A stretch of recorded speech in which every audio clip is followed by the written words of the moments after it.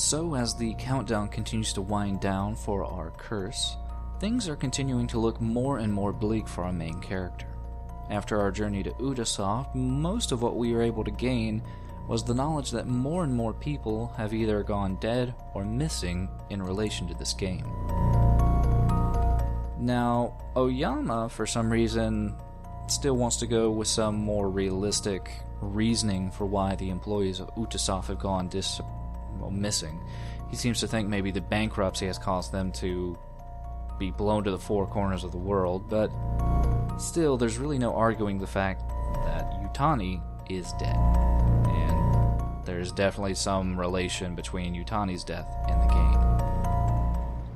Interestingly enough, though, he says here that he has found a way to possibly beat the curse, but he doesn't really go too in-depth into what that means might be. All that we are able to know right now is that the game started at Utasoft, and that something that happened at Utasoft must have caused that curse to happen.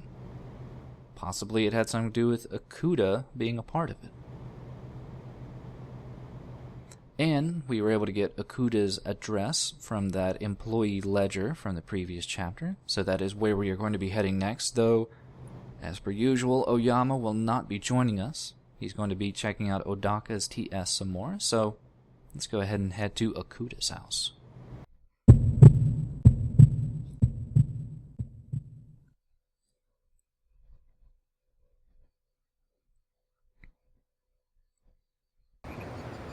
Now, we haven't really been given any information about Akuda's current living situation or standing, if he's even still alive, but quickly enough we can gain from just an outside look at the house that no one seems to be at home or even living here anymore. Even more oddly, there are these slips of paper, talismans I think they are, just adorning every part of the house, possibly to ward away some evil. But that won't deter us trying to find some way inside.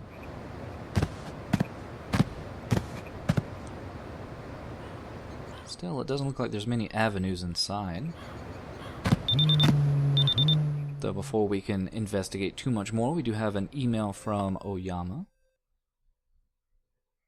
Doesn't really give us too much useful information, just the fact that, well, Akuda's house has been in foreclosure for quite some time. Seems he was unable to keep up with his mortgage payments. Also, Oyama brings up the interesting fact that we're pretty sure that we did run into a character earlier on with the name of Akuda. I think during the marriage chapter.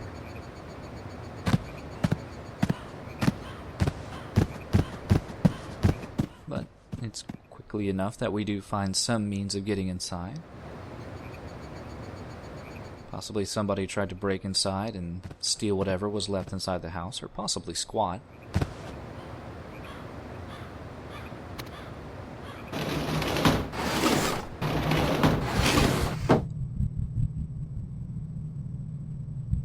I don't really feel that this would be the prime location for squatters.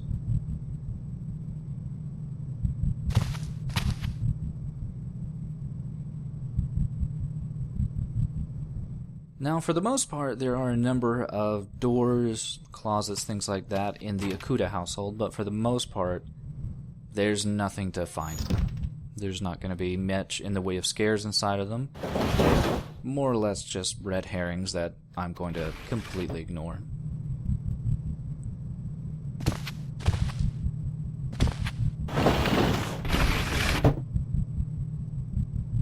Though there are some things that are pretty hard to ignore.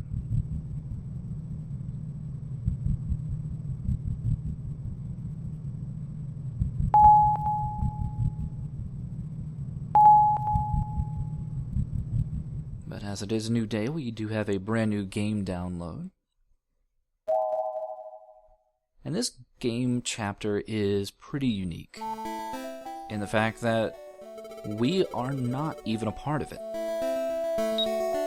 That's right, Davy's avatar is not going to be seen for this entire game chapter, and instead, we are given a look into what appears to be a pretty normal family.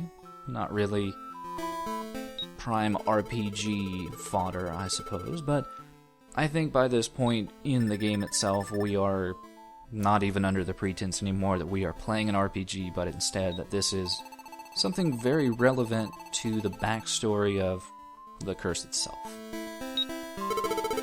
So, we have, like I said, a normal family, father, mother, daughter. Father has to work very hard, and the daughter is pretty unhappy about never seeing her father that often. But bills had to be paid, ends had to be made, and really weird metaphors had to be put forward, I suppose. All in all, though, there doesn't seem to be much in the way of strife here. Just normal, everyday living, honestly.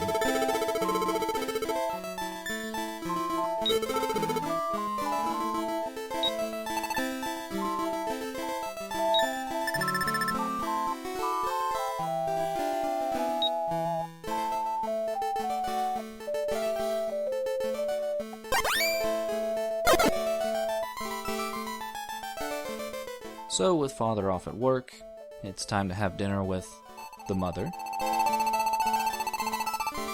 But it seems that father is going to be late and not joining them for dinner. Which, as we've already seen, does not really sit well with the daughter. She loves her father very much and wishes that he would be here, but it's too late now. It's time for bed.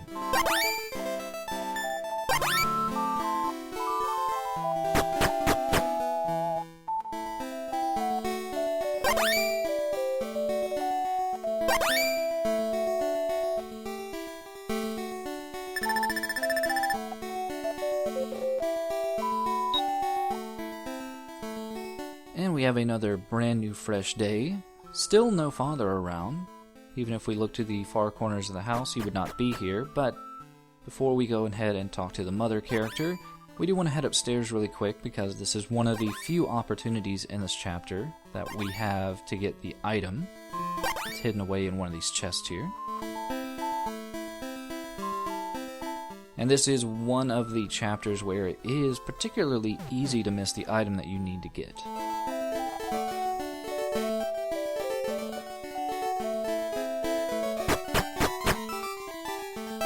If we go ahead and talk to the mother, who seems very busy in the kitchen, she does notice that we are still missing our father, who is not anywhere to be seen.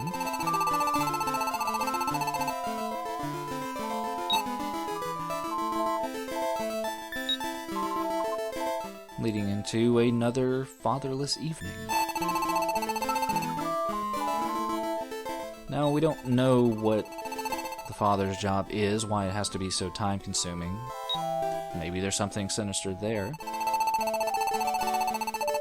But what really matters is that he is working hard, trying hard to provide for his family. Though, I don't know if a child really fully understands that. All this little girl probably understands is that Dad isn't around.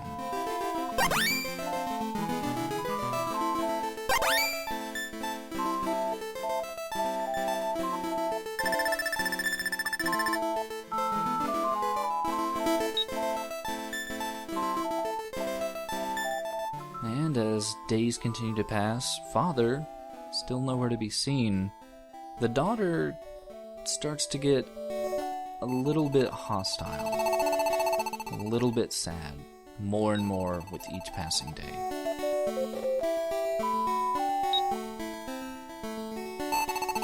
And even though the mom really tries her best to just make her daughter happy, there's only so much you can do to please a child sometimes.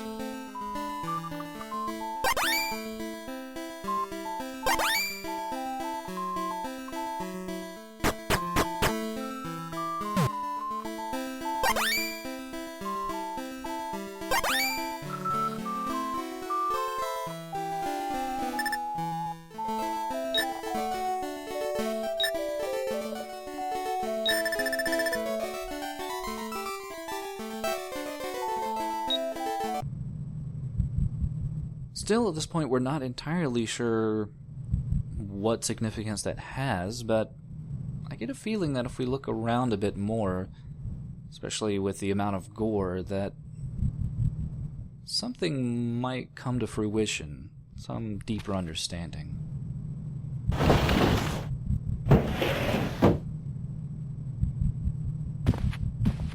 For the most part, though, I am pretty amazed that, I guess much like the Utasoft offices or the hospital that we visited earlier, just the amount of stuff that was left behind in what I assume to be a pretty long abandoned area.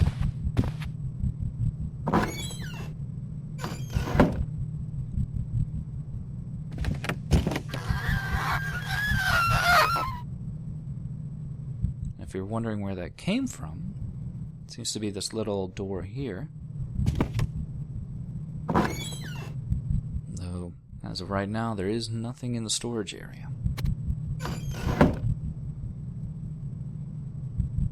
Yeah, there is not a terrible amount left in the Ikuta household, honestly.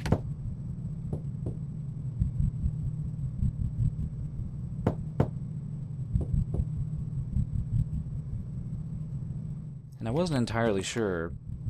I don't know why you can't enter the toilet, but I figured I would check.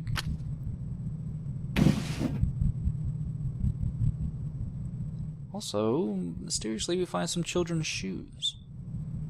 Now, up to this point, we have not been given any indication about Akuta's household, if he is a family man, though at this point we do probably get some definite indication that he probably did have a child.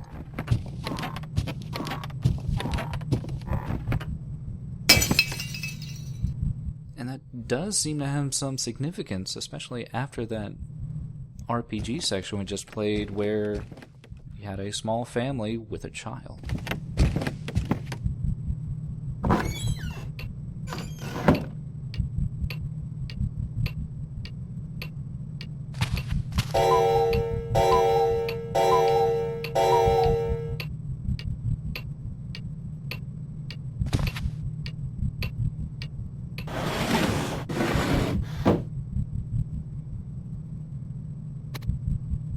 Now, Davy there remarked on the incense smell that's wafting from this nearby shrine here,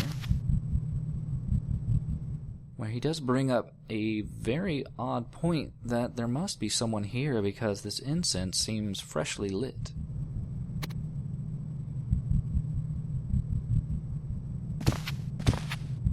And outside of the pulsating that we're hearing in the background, it doesn't really seem like anybody's been here for quite some time outside of that incense.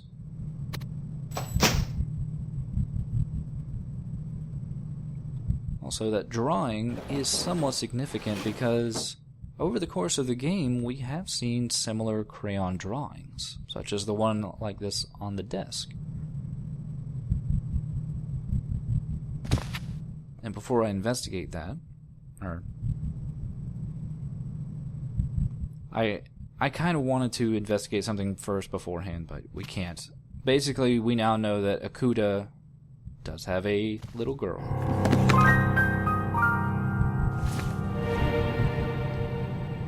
In fact, he had a wife and a little girl.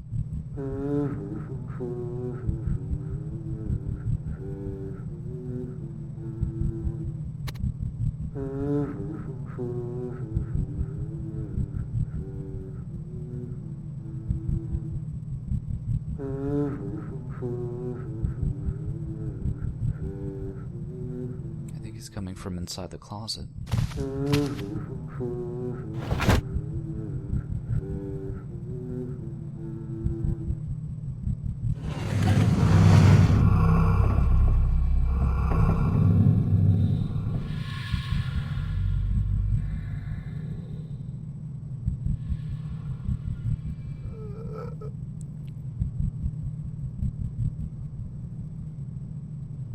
Is this Mr. Akuta? We're gonna have to wait after a game download to find out.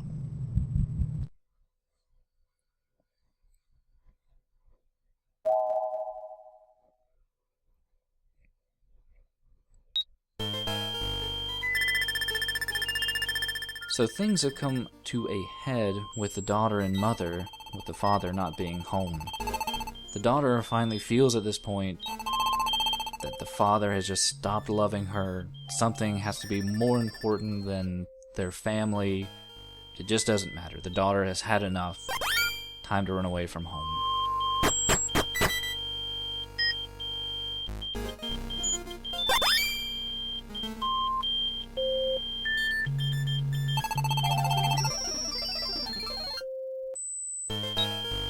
Problem is that while the daughter is away, the mother has a visitor. Now, we don't know who this is, but this particular sprite seems very familiar to one of the statues that we saw earlier. One of those statues of the developers. One of those statues that blamed Akuta for something.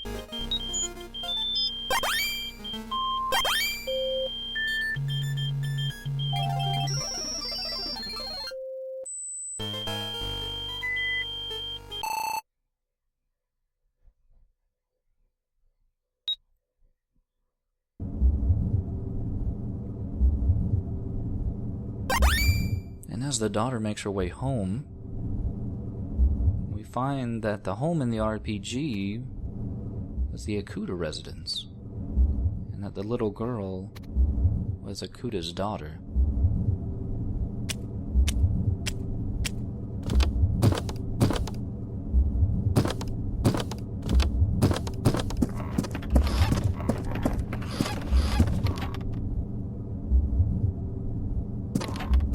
Everything seems very quiet here. There's no screams, there's no sound of a mother.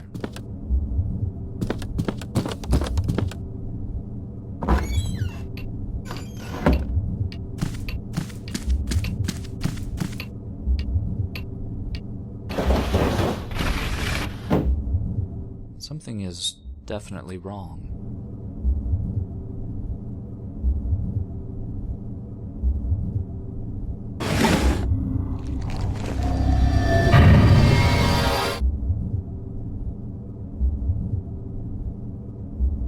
Say hello to the man that killed Akuta's wife, Mr. Yutani. Now, we are not going to be staying and having Mr. Yutani do our makeup in that special way. Instead, we need to run.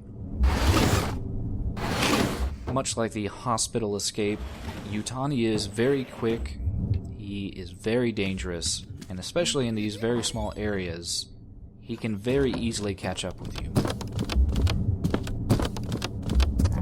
The sad thing is we can't just go back out the front door because Mr. Yutani is waiting there. Instead, we're going to have to use the same window that Davy got into the house with.